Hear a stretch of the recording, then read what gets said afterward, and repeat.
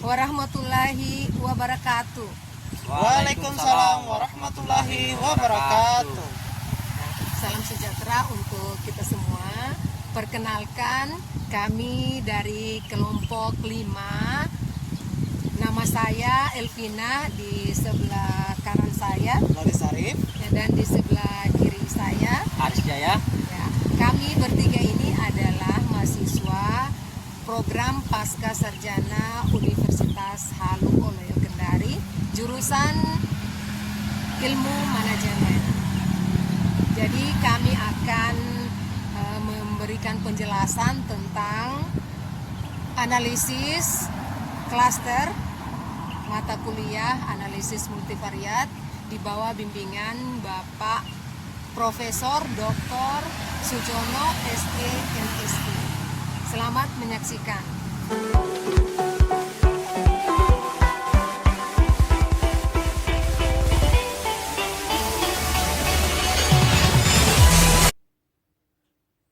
Baik, terima kasih.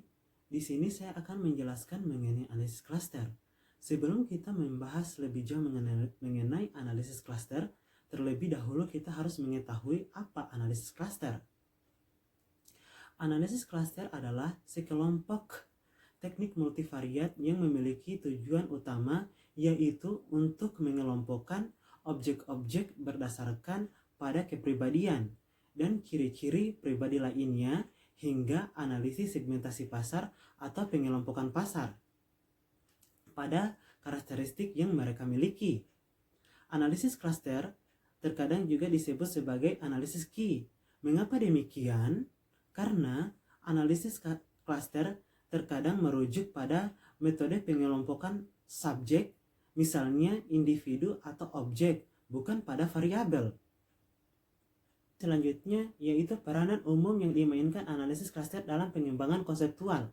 Yang pertama itu reduksi data, di mana di dalam reduksi data ini seorang peneliti bisa menghadapi sejumlah besar pengamatan yang kurang penting kecuali jika diklasifikasikan ke dalam klaster-klaster yang sudah ada.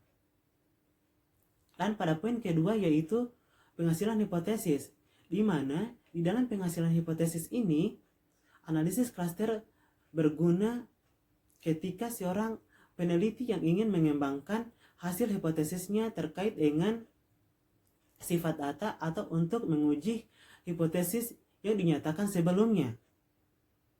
Pada poin selanjutnya yaitu tujuan analisis klaster.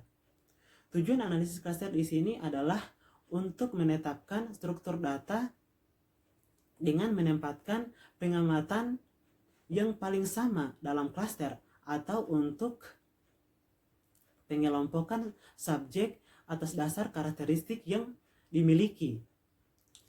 Hasil klaster suatu objek harus memiliki internal atau hidden cluster homogenitas yang tinggi dan memiliki eksternal atau Bayesian cluster heterogenitas yang tinggi. Jika pengelompokan itu berhasil, maka objek dalam satu klaster akan berdekatan satu sama lain. Begitupun sebaliknya jika diplotkan atau ditentukan secara geometrik dan klaster yang berbeda, maka akan saling menjauh atau berjauhan satu dengan yang lainnya. Pada poin selanjutnya yaitu batasan analisis klaster, di mana dalam batasan analisis klaster ini memiliki 3 poin atau 3 bagian. Yang pertama yaitu analisis klaster ini bersifat deskriptif, ateoritis, dan non-inferensial. Analisis klaster ini tidak memiliki dasar statistik untuk menarik kesimpulan dari suatu sampel pada suatu populasi. Banyak yang beranggapan bahwa analisis klaster ini hanyalah teknik eksploratory.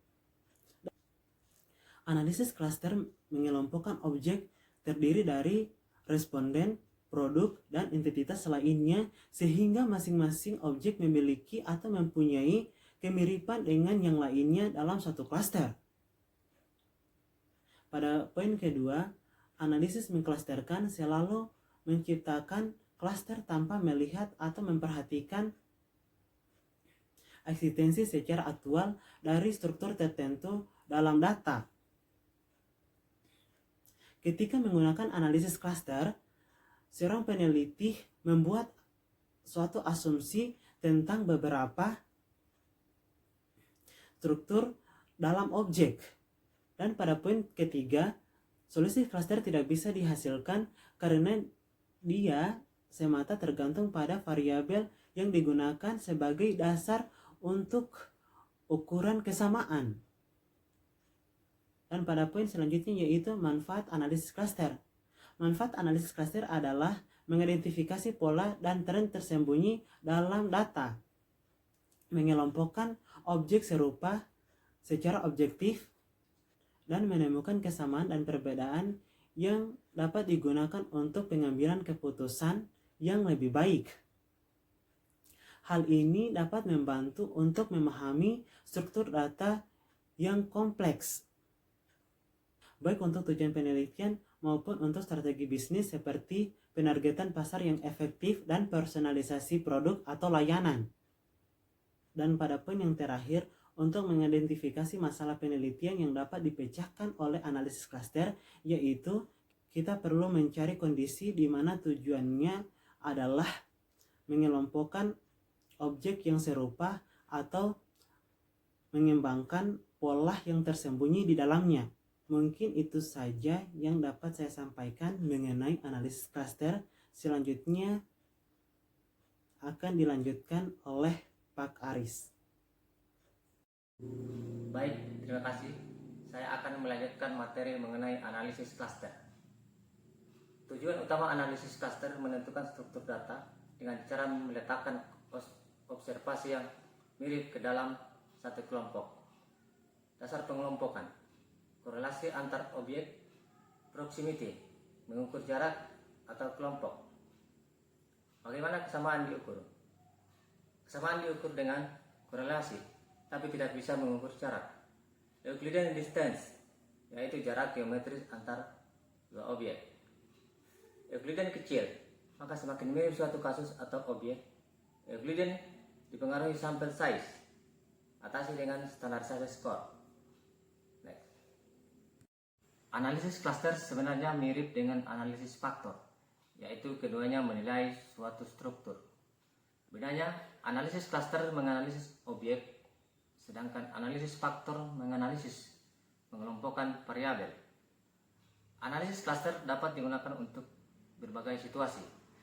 Misalkan, seorang peneliti telah mengumpulkan data lewat kuesioner dan menghadapi banyak sekali jumlah observasi yang ia dapatkan, sehingga data yang tidak mempunyai arti jika tidak dikelompokkan lebih lanjut. Analisis klaster dapat melakukan data reduction dengan cara mengurangi informasi yang terkandung dalam populasi atau sampel menjadi informasi yang lebih spesifik. Bentuk klaster. Bagaimana cara mengelompokkan kasus berdasarkan kemiripannya? Langkahnya, setiap kasus dimulai sebagai klaster.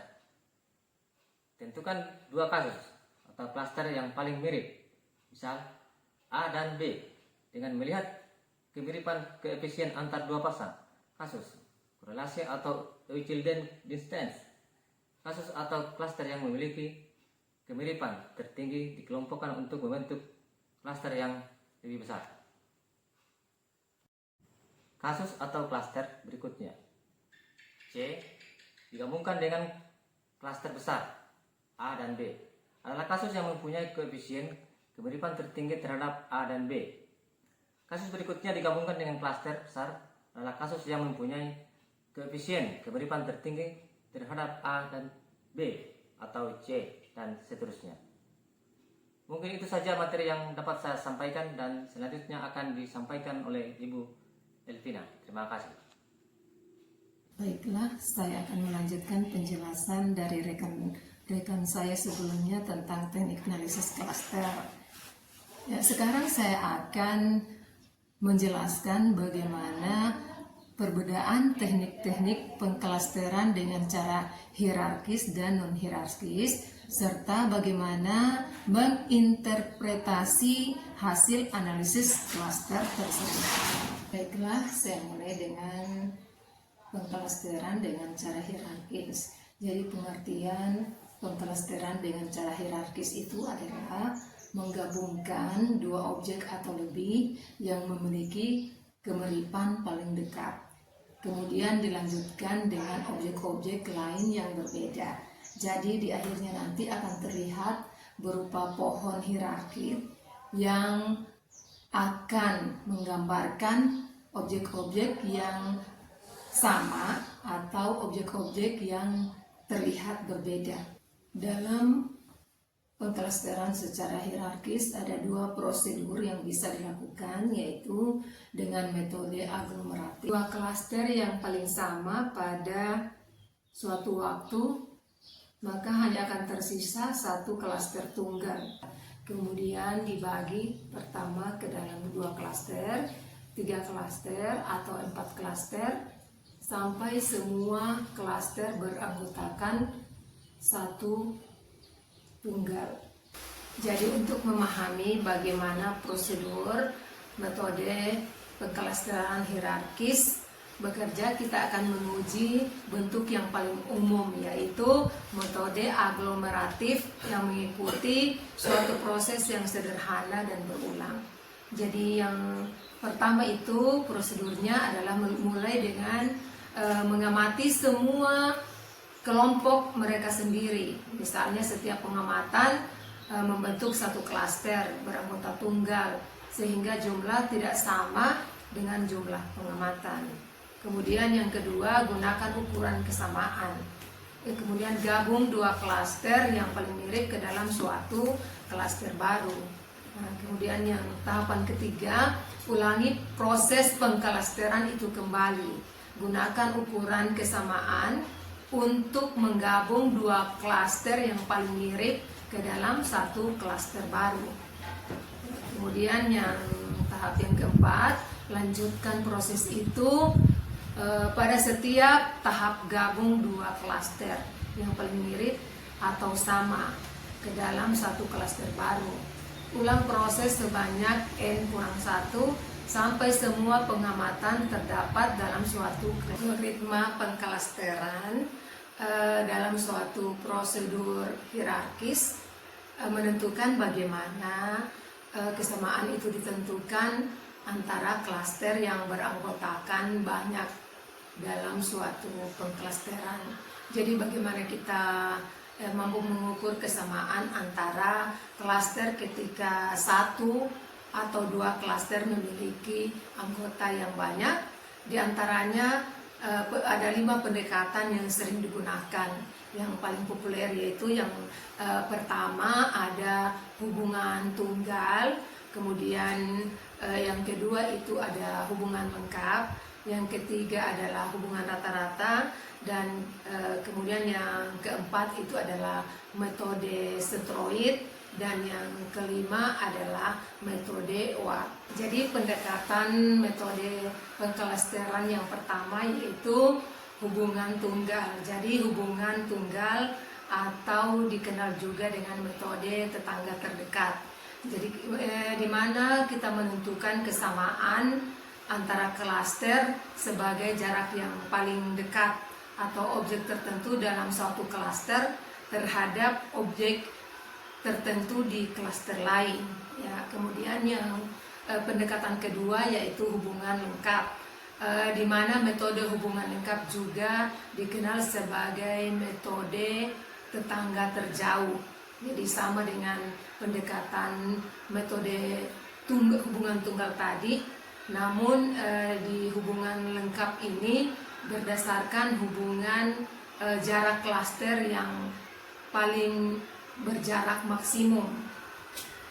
Kemudian metode keempat yaitu metode sentroid. Nah, di mana metode sentroid ini kesamaan antara dua klaster adalah jarak antara sentroid. Jadi sentroid ini ada sentroid kelompok itu adalah nilai rata-rata dari setiap pengamatan pada variabel dalam variat klaster. Jadi dalam metode ini setiap kali individu dikelompokkan suatu sentroid dihitung.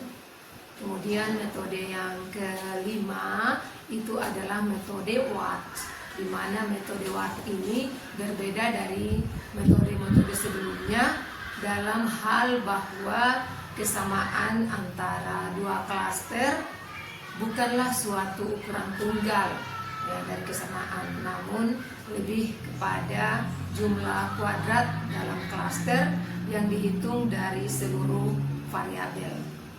Yaitu adalah 5 metode yang digunakan dalam algoritma aglomeratif. Kesimpulannya bahwa prosedur pengklasteran berdasarkan hierarkis adalah kombinasi dari suatu proses pengklasteran berulang, kemudian digabung dengan satu algoritma pengklasteran untuk menjelaskan kesamaan antara klaster yang beranggota banyak.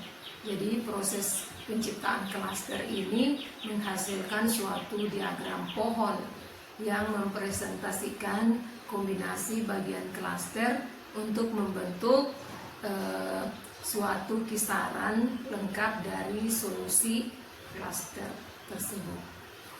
Kemudian prosedur pengklasteran yang kedua yaitu prosedur pengklasteran non-hierarkis. Tentunya prosedur non-hierarkis ini berbeda dengan dengan prosedur hierarkis, di mana dia tidak menentukan objek-objek ke dalam klaster dalam bentuk pohon klaster, namun dia menentukan objek-objek ke dalam klaster ketika jumlah klaster sudah ditentukan. Misalnya, solusi 6 klaster bukan hanya suatu kombinasi dari 2 klaster dari solusi 7 klaster, namun hanya berdasarkan pada temuan solusi terbaik 6 klaster. Jadi program perangkat lunak ini dikelompokkan non-hierarkis biasanya bekerja dengan 2 tahap. Yang pertama yaitu kita menentukan bibit klaster dulu. Kemudian yang kedua yaitu tugas. Dengan bibit klaster yang sudah ditentukan, kita mengambil langkah-langkah berikutnya, yaitu menentukan setiap pengamatan pada salah satu bibit klaster itu berdasarkan kesamaan. Metode pengklasteran non-hierarkis yang sering digunakan ada 3. Jadi yang pertama itu adalah metode percontohan, yang kedua adalah paralel, dan yang ketiga adalah optimasi. Jadi metode percontohan itu dimulai dari memilih satu bibit klaster dan melibatkan semua objek dalam suatu jarak tertentu.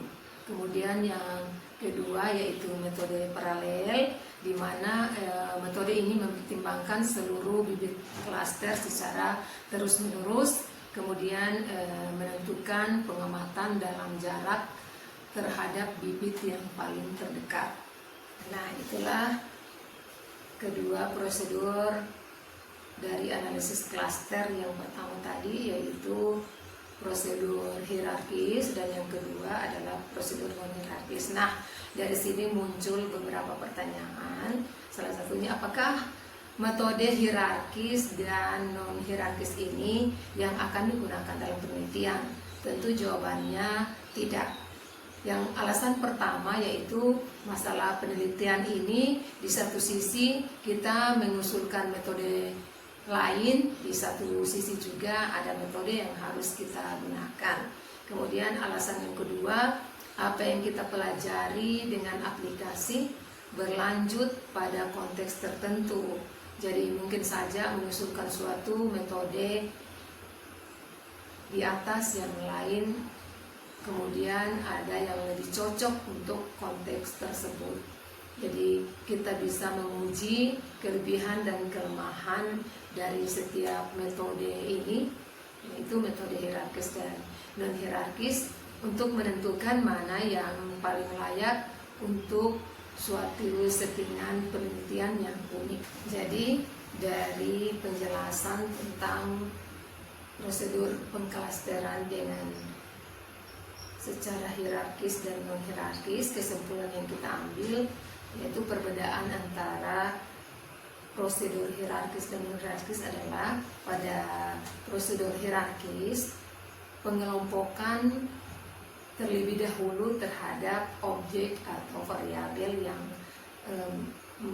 terlihat kemiripan, kemudian menentukan klaster. Jadi klasternya belum tahu, kita kelompokkan dulu yang paling mirip. Nah, sedangkan pada non hierarkis ditentukan dulu klasternya, misalnya 2 klaster, 3 klaster, 4 dan seterusnya, kemudian mengelompokkan objek atau variabel. Kemudian metode atau prosedur pengklasteran non hierarkis yang ketiga yaitu prosedur optimasi. Jadi prosedur optimasi ini sama dengan 2 metode sebelumnya.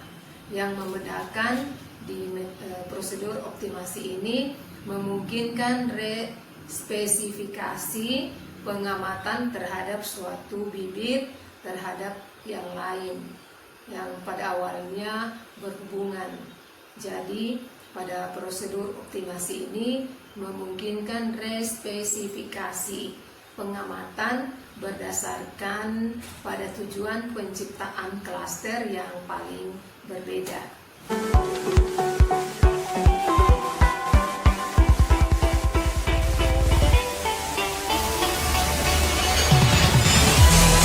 Nah, demikian penjelasan dari kami tentang analisis klaster, mata kuliah analisis multivariat. Terima kasih atas perhatiannya. Jangan lupa like and Subscribe. ya. Kami akhiri. Wassalamualaikum warahmatullahi Wabarakatuh.